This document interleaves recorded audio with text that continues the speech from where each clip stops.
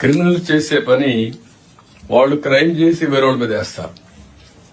ఇక్కడుండే police officers administration ఒక అందరికీ నేను చెప్తున్నా, same thing 2019 before elections Vivekananda Reddy murder.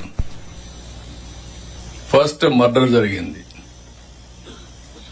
సాక్షి టీవీలో వస్తుంది, గుండెపోటుతో చనిపోయాడని.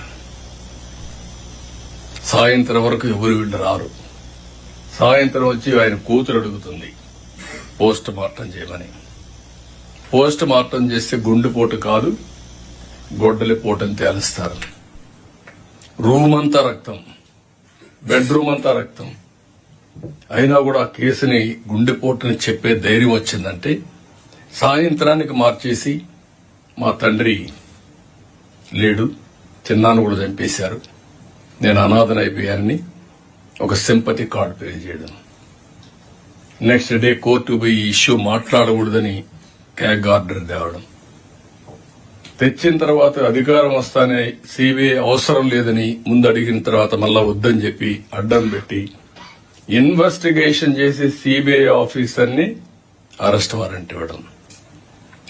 You cannot imagine all these things. Next day పేపర్లో నేను చంపేశానని, నవరాసుల రక్త చరిత్రని పేపర్లు రాయడం. క్రిమినల్స్ మిస్లీడ్ చేయడం అంటే ఎట్లుంటుందో ఈ విషయం మనం గుర్తుపెట్టుకోవాల్సిన అవసరం ఉంది. మీరు మంచిని చెప్పడం, ప్రజల్ని ఎడ్యుకేట్ చేయడం. చెడు వచ్చినప్పుడు అది వాస్తవం అని తెలిసినప్పుడు మీరు కరెక్ట్ గా సాక్ష్యాధారాలతో సహా చెప్పాల్సిన బాధ్యత జిల్లా అడ్మినిస్ట్రేషన్ ఉంది. Over a period of time government లో ఒక ఐఎన్పిఆర్ క్రియేట్ చేసుకున్నాం మనం. What for? ఒక అడ్మినిస్ట్రేషన్ లో ఎక్కడికక్కడ చేసి తప్పులు గాని వచ్చినప్పుడు దాన్ని కరెక్ట్ చేయడానికి ఇన్ఫర్మేషన్ బ్రాడ్కాస్టింగ్ పెట్టుకున్నాం. ఇప్పుడు కూడా జిల్లాలో వింగ్స్ ఉన్నాయి. మీరు కూడా ఇది గుర్తుపెట్టుకోవాల్సిన అవసరం ఉంది. మొన్న నేను చూశాను పట్టిప్రోల్లో పోలీసులు అక్కడ చిన్న 2 గ్రూపులకు గొడవ జరిగితే వాళ్ళు అక్కడి దోచుకుంటే దానిపైన ఇమ్మీడియట్ గా తెలుగుదేశం వాళ్ళు కొట్టారు, ఎస్ఐ చొక్కా పట్టుకున్నారు, కాలర్ పట్టుకున్నారు అనేసే పరిస్థితికి వచ్చారు. మీరు చూడండి ఎంత క్లియర్ గా. అంటే ఇంకా దీనికి ఏం చెప్పాలన్న వీళ్ళకి అర్థం కాదు.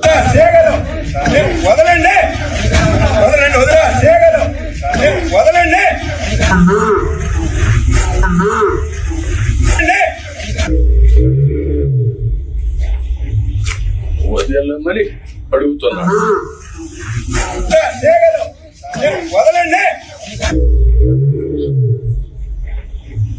ఓకే, దెన్ అది చొక్కా పట్టుకున్నట్టు చిత్రీకరించడం.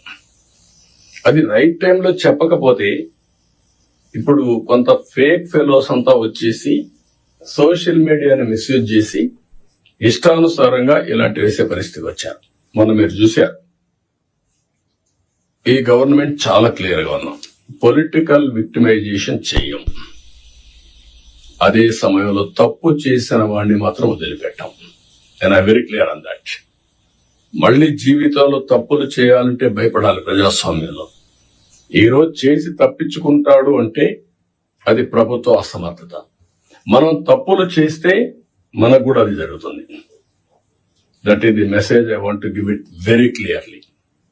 మీకు కూడా క్లారిటీ ఇస్తున్నాను. ఏ తప్పు చేసినా వదిలిపెట్టం, కానీ పొలిటికల్ విక్టిమైజేషన్ మాత్రం ఉండదు. మొన్న మాట్లాడుతూ 36 మందిని చంపేశారని ఢిల్లీకి పోయి ధర్నా చేశారు. మేము అసెంబ్లీ అడిగాం, ఆ 36 పేర్లు ఇవ్వండి.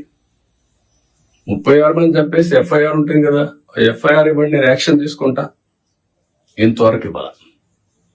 అంటే రాజకీయాలు కూడా మారాయి. ఆ విషయం మీరు గుర్తుపెట్టుకోవాలి.